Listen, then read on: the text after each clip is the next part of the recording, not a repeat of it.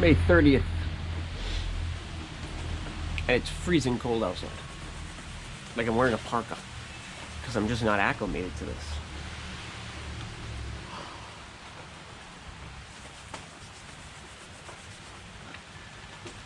This morning I taught class in studio, and I wanted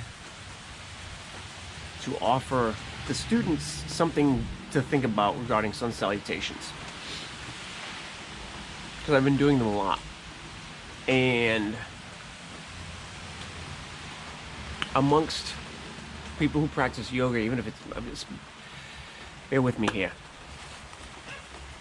You know, maybe they don't have a personal practice on the mat. Maybe they just go to studio, for example. People think of sun salutations as a basic thing, a beginner move, and there's not a lot there. They're boring. So you just kind of get through them to get to the other stuff.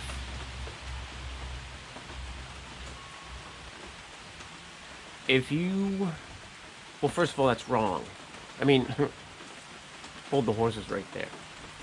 Could you look at sun salutations like that? Yes, you could. You could do that. Are you wrong? Not exactly. Hold up one second.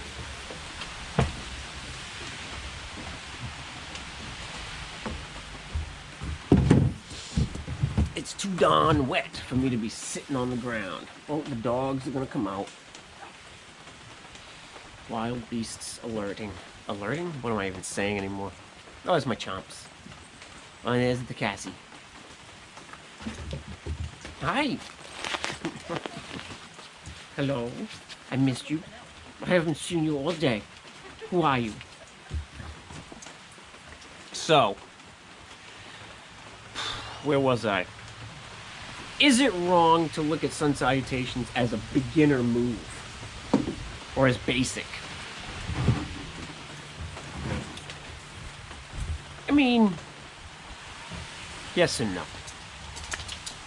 On the one hand, you can do whatever you want. I don't care. You can do whatever you want. You want to look at sun salutations as something for noobs? Have at it. It's not gonna rain on my parade. Here's the thing. If you look at a tree, you can see a tree. Or maybe you can see leaves, roots, branches, bark. Maybe if you get even closer, maybe you can hear the wind in the leaves and the birds that live in that tree.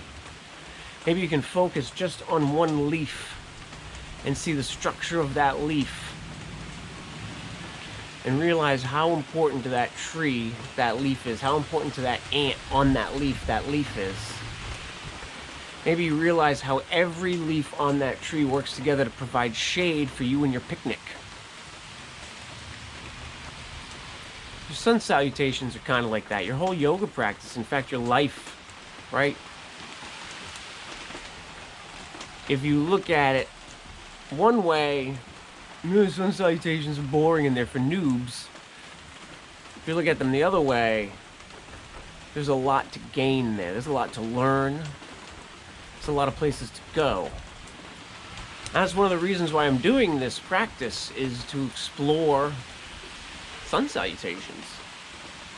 They're considered so simple, and yet I'll tell you, I've gotten better hip mobility since doing sun salutations than before. That's for sure. And I only found that when I stopped jumping. I stopped jumping back and forth and started doing a step. And that step provides much more functional movement for my hip joint. I don't know if it made any sense to them. I don't know if it was accessible or if they were interested. I mean, they listened, but they were all sitting on their mat waiting for me to cue yoga anyway. Doesn't necessarily mean anything. But in the simplest of postures, in the simplest of gestures, there can be a lot of meaning, a lot of weight. So what might be so simple or so basic to one person, it might be the whole world of another person.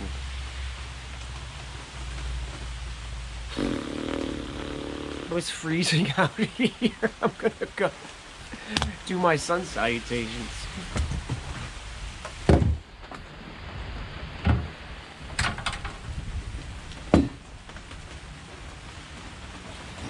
To parka? Or to not to parka?